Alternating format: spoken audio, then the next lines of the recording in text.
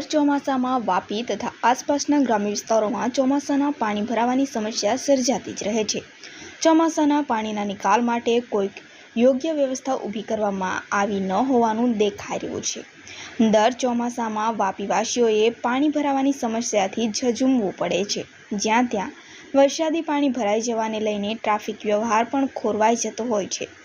વાપીમાં ચોમાસામાં તથા ગંદા પાણીના નિકાલ માટે ભૂગર્ભ ગટર પસાર કરવામાં આવી છે. આ ઉપરાંત વાહન વ્યવહાર ચાલુ રહે એ માટે જે ટાઈપ રોડ પર કરોડોના ખર્ચે જે તે સમયે અંડરબ્રિજ એટલે કે નવું ગરનારું બનાવવામાં આવ્યું હતું. હાલ Vapi J type road Balitha ફાટક પર નવા ઓવરબ્રિજ બનાવવાની કામગીરી ચાલી રહી છે. નોંધનીય છે કે દર ચોમાસામાં અગાઉ જવાબદાર વિભાગની ટીમ દ્વારા પ્રી મોન્સૂનની કામગીરી હાથ ધરવામાં આવે છે. ચોમાસા પહેલાં જે કામગીરી કરવામાં આવે છે તે જોતાં સૌ કોઈ એમ જ હોય છે આ ચોમાસામાં કોઈ તકલીફ નહીં પડશે.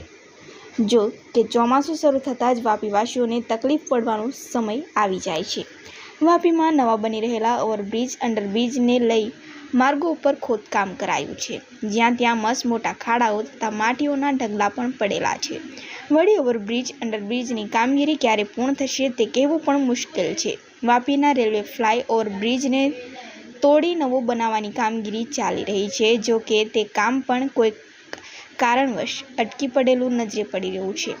વાપીના નવા રેલવે અંડરબ્રિજ, જૂનું નાનું ગરનારું, Vapi railway station road, Vapi town Bazar road, ચલા ગુંજન વિસ્તાર, Vapi J type road, Vapi Govinda complex 4 રસ્તા, વાપી છરવાડા રોડ, વાપી ચણોદ વિસ્તાર, ડુંગરામાં દર ચોમાસામાં પાણી ભરાવાની સમસ્યા સર્જાતી હોય છે. છતાં જવાબદાર વિભાગની ટીમ દ્વારા આજ દિવસ સુધી કોઈ પણ સુખદ ઉકેલ લાવી શકાયો નથી.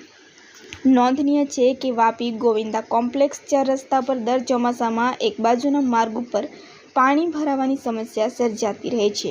હાલમાં આ માર્ગ ઉપર નવા ડિવાઈડર બનાવવામાં આવ્યા છે.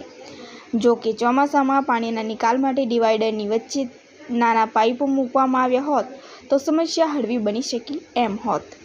દર ચોમાસામાં નવા રેલવે અંડરબ્રિજમાં પાણી ભરાવાની સમસ્યા સર્જાતી જ રહે છે, જે આ વર્ષે પણ રહેશેનું પ્રતીત થઈ રહ્યું છે. અંડરબ્રિજમાં પાણી ભરાવાને લઈને વાપીવાસી અને વાહન ચાલકોએ ગંતવ્ય સ્થળે પહોંચવા માટે લાંબો ચક્રાવો કાપવો પડે છે, જેને લઈને ટ્રાફિકનું ભારણ પણ વધે છે.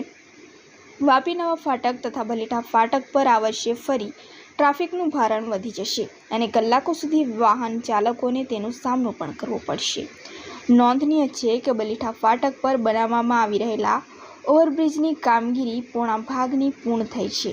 રેલવે ક્રોસિંગ પાસેનો જ ભાગ બનાવવાનું બાકી જોવા મળી રહ્યો છે. ઓવરબ્રિજનું રંગરોગાન તથા માર્ગની કામગીરી ચાલી રહી છે, જે જોતાં એવું લાગી રહ્યું છે કે આ વર્ષે બલીઠા ફાટક પાસે નવનિર્માણ થયેલ ઓવરબ્રિજ ચાલુ થઈ જશે, જ્યારે બલીઠાની સલવાવ બાજુના ઓવરબ્રિજની કામગીરી ચાલી રહી છે.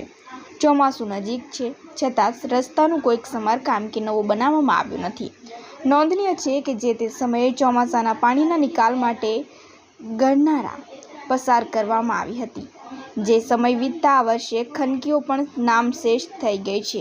જેને સમયે ખનકી નજરે પડતી હતી ત્યાં હવે નાનકડી ગટર બનેલી જોવા મળી રહી છે અને ચલામાં તો ખનકી નામશેષ તથા સાંકડી બની ગયેલી જોવા મળી રહી છે. મોટી મોટી બિલ્ડિંગો પણ હવે ખનકી ઉપર જ બનાવવામાં આવેલી જોવા મળી રહી છે. ક્યાંક ખનકીની આસપાસ પાકી દિવાલોનું ચણતર કરી સાંકડી કરી દેવામાં આવી છે.